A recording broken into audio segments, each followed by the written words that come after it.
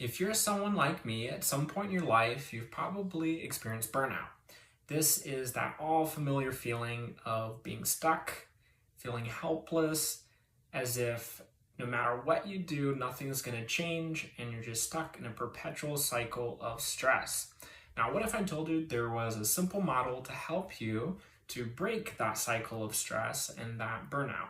And so one thing to help you to understand burnout is that it's not just a situational thing where sometimes there's stuff going on in our life, external circumstances that make us feel stuck.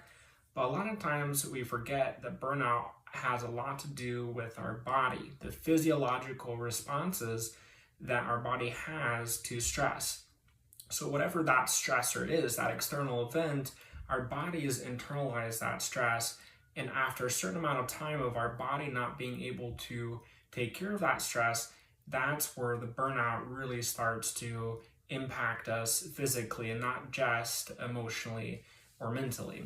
And so I want to share about what it looks like to complete your stress cycle. So what I mean by this is when there's a stressor, are you able to distinguish between this external experience that's stressing you and how it's impacting you physically on the inside?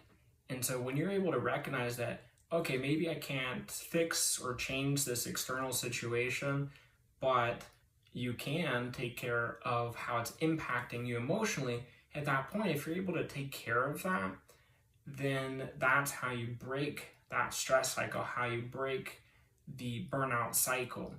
And so it's really important to first recognize that even if you feel stuck, there are still things that you can do to take care of your burnout and your stress. And so knowing that impacts you physically, it's important to consider what are things that you can do physically to release your stress. And so you've probably heard this, someone tell you like, hey, just go exercise and that'll fix everything.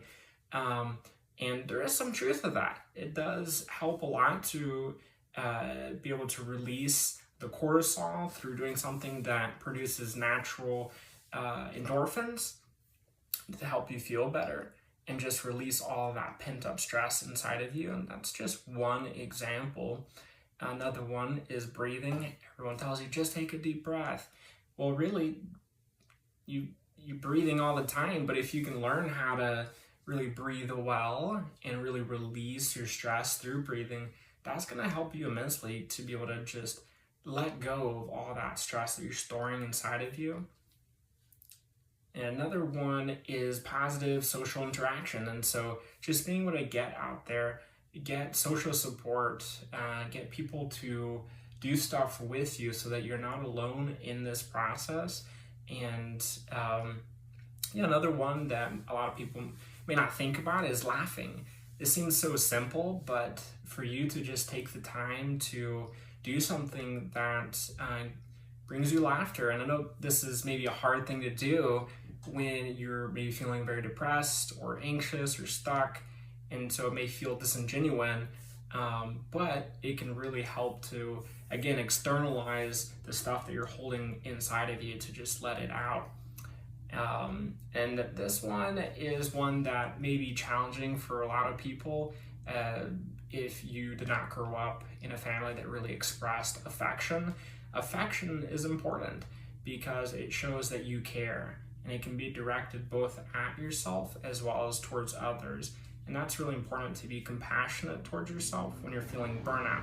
You may not feel like you have the capacity to be kind to yourself, but it's very important to direct affection towards yourself and others when you're in this space, because what good is it going to do to you to self-criticize and beat yourself up when you're already feeling so low? Might as well try to be gentle and kind with yourself and others. Another one is creative self-expression. And so this one is helpful because when we feel stuck, we feel like, okay, there's nothing that we can do that'll make a difference.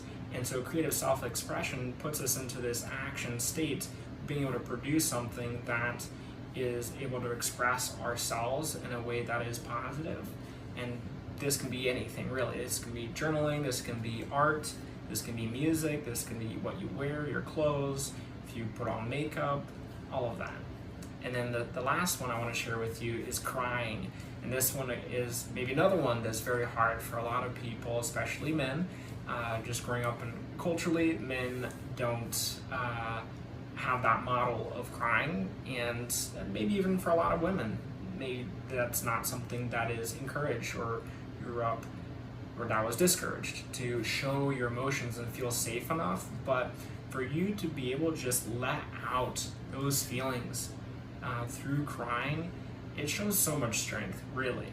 And it actually self-soothes your body to be able to let that out and externalize those pent-up feelings inside of you.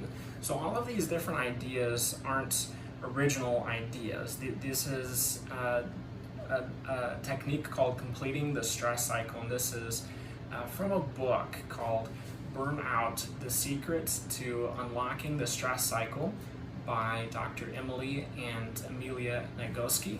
And so this is a great book if you're interested in exploring further with your burnout and just understanding how to complete your stress cycle.